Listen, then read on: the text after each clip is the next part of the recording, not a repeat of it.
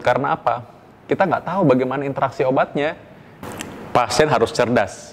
Jadi jangan mau kena PHP.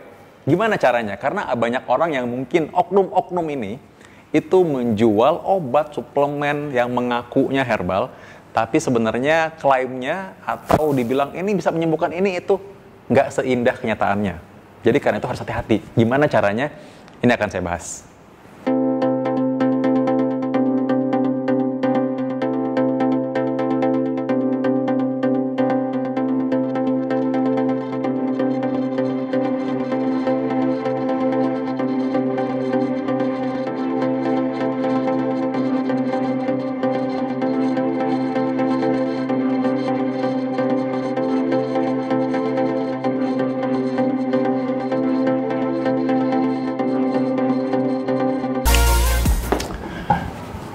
Hai Sobat Dr. Vito, seringkali pertanyaan yang ditanyakan oleh pasien adalah ketika dia bertanya apakah boleh minum obat ini atau boleh nggak sih tambah suplemen ini. Nah ini seringkali menjadi momok karena apa? Kadang-kadang orang nggak tahu nih obat ini gunanya apa sih. Sedangkan satu sisi dokter pun atau saya pribadi juga nggak suka melihat pasien terlalu banyak minum obat. Obat begitu banyak minumnya bagaimana coba? Nah karena itu selalu dipilihlah obat-obat yang memang penting dan berguna buat pasien tersebut. Namun seringkali pasiennya sendiri yang mau.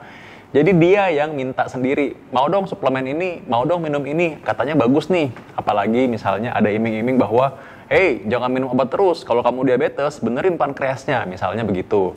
Atau ada juga yang bilang, bagus nih, ini kan dari ikan, aman nih, ikan salmon apalagi. Lalu dia bilang, oh ini bagus nih bisa untuk mengobati pasien dengan penyakit jantung, penyakit kanker, atau orang autoimun, dan lain-lain. Nah, kita mesti hati-hati. Mesti hati-hati. Apalagi dengan iklan yang begitu amat banyak, mengklaim bahwa dia bisa mengobati sedemikian banyak penyakit. Jadi seringkali saya melihat di jalanan itu ya, ada orang nulis bahwa ini bisa mengobati ambeien, katarak, bisa mengobati usus buntu, dan lain-lain. Satu sisi lagi nih, ada lagi nih, dia nulis bahwa tanpa operasi, ini bisa mengobati wasir dan lain-lain. Nah, saya jadi bertanya, bagaimana sih cara mekanismenya sampai obat ini bisa mengobati segala macam penyakit, dengan penyakit ini juga mekanismenya beda-beda. Kan jauh ya, saya katarak sama ambeien gitu. Beda banget gitu maksudnya. Lalu ada orang bilang bahwa, oh ini bisa mengobati tumor dan lain-lain. Tumor, bagaimana caranya dia ngobatinnya? Mengecilkan, atau dia angkat tumornya, masukin dalam telur? Saya nggak tahu tuh gimana caranya. Jadi intinya saya ini bukan anti obat tradisional, malah saya mendukung obat-obat herbal dan tradisional, karena itulah kekayaan Indonesia.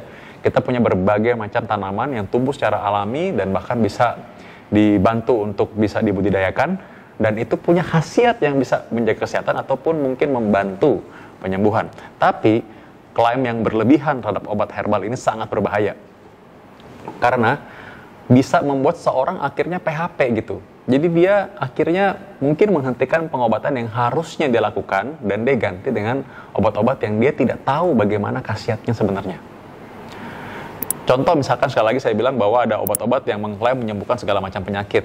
Entah dia bilang dia dari salmon misalnya, atau entah dia bilang dia mungkin asalnya dari tumbuh-tumbuhan alami, sehingga dia bilang jangan obatin diabetesnya dong, misalkan obatin nih pankreasnya, misalnya demikian. Nah karena itu mesti hati-hati semuanya. Sekali lagi, kalau misalkan ada pasien yang ingin minta obat-obat atau suplemen tambahan, ya boleh-boleh aja. Namun satu, memang sebisa mungkin komunikasi dengan baik dengan dokter. Dan yang berikutnya memang, setelah dikomunikasikan juga, ya ada kalanya dokter memang menolak untuk memberikan rekomendasi obat-obat tersebut. Karena apa?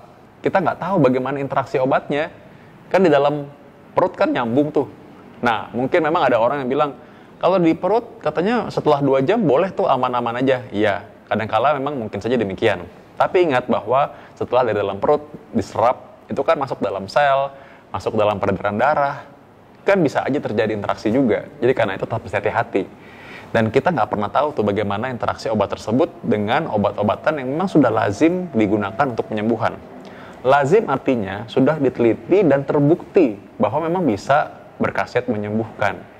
Nah, apa yang kita pilih? Apakah kita mau menghentikan obat-obat yang belum jelas nih? Berapa dosisnya secara ilmiah? Dan bagaimana nih? Apakah sudah jelas secara ilmiah juga bisa menyembuhkan penyakit tertentu? Atau yang mana kita hentikan?